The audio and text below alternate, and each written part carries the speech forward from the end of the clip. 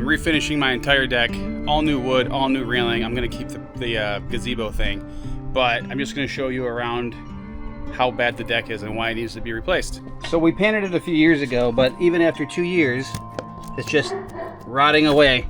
And even worse, it's so bad that some of the railing is just falling away.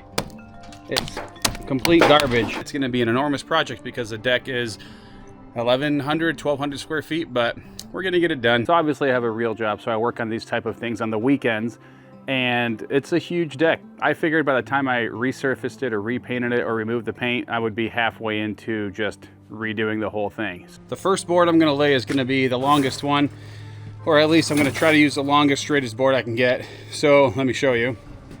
It can kind of just be straight and then set the tone for the rest of the deck. So I'm gonna use one of these 14 footers and let's go. I had to cut a line so I could start laying the boards parallel to the house, not at a 45, whoops, not at a 45 like the old deck was. But this pulling of the boards is a chore. The screws are stripped out, they're rusted, you can't really grab them, so you just gotta go one by one and start popping them out like that. I have to make some adjustments as we go down, but that's what I'm gonna do for now. I would try to remove around 4 feet per day because it would take me a couple hours. So it seemed like insurmountable, but I eventually got there. As I did a 4-foot gap, I would then lay the new decking, and I just did that so there wasn't any huge gaps, and so I could continue working from the top. Now I'm gonna get started on the railing, and that's what I really wanted to show people, because everyone, or at least not everyone, but redecking a deck is not that difficult. But the railing I've actually never done, so I'm gonna show you that step by step. But real quick, here's what we did.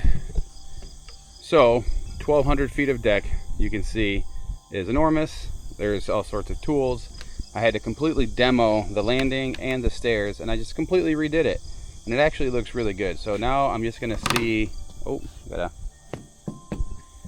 now I'm gonna see how this railing works. Should be quite interesting. Here's a piece of the railing right here. All right, we are to the point in the video where I'm actually showing you how to install the cable railing, which you can see I've installed it behind me. So these are the 4 lag bolts you can see that are going into this wood. What I've been doing is installing one and then using my level to make sure that it is level on both sides. Actually, let me see the camera for a second. I've got a level at the bottom going from this post to this post because I'm doing this alone. Having my second post, I know it's gonna be level because I'm gonna set it on top of the level. I drill my first pilot hole right now while it's on the level, which is simple.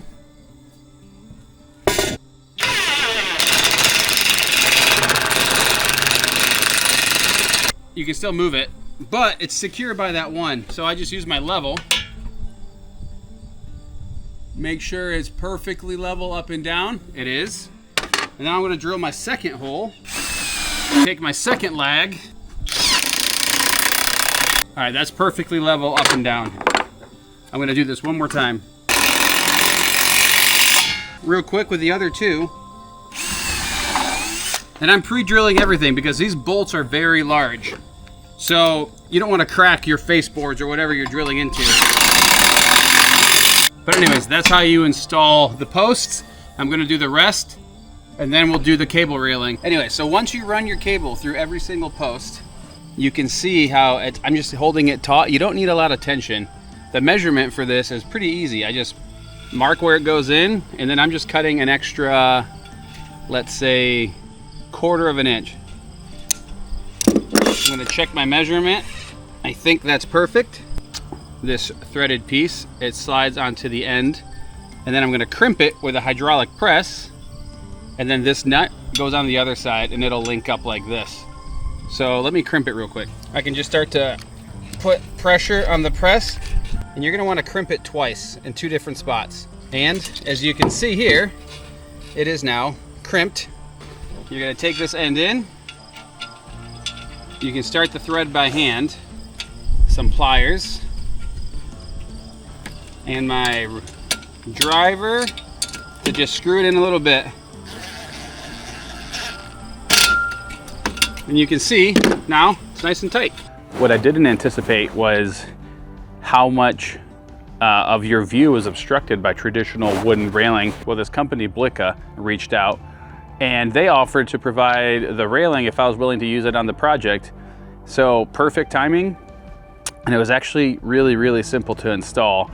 I'm just a DIY guy, I'm not a contractor, so if I can do it, anybody can. And you needed basic tools. It was really straightforward. It was a little time consuming, but the views that you get, I mean, I can see all the way through this versus before when I was sitting on my deck, you really couldn't. And then as far as the top, the handrail goes, you can either use pre-provided steel hand railing that you can purchase from the same company. I just elected to use the deck board. So overall, huge learning experience. It was a lot of fun. The deck looks amazing. There's a bunch of before and after pictures that I'll show you.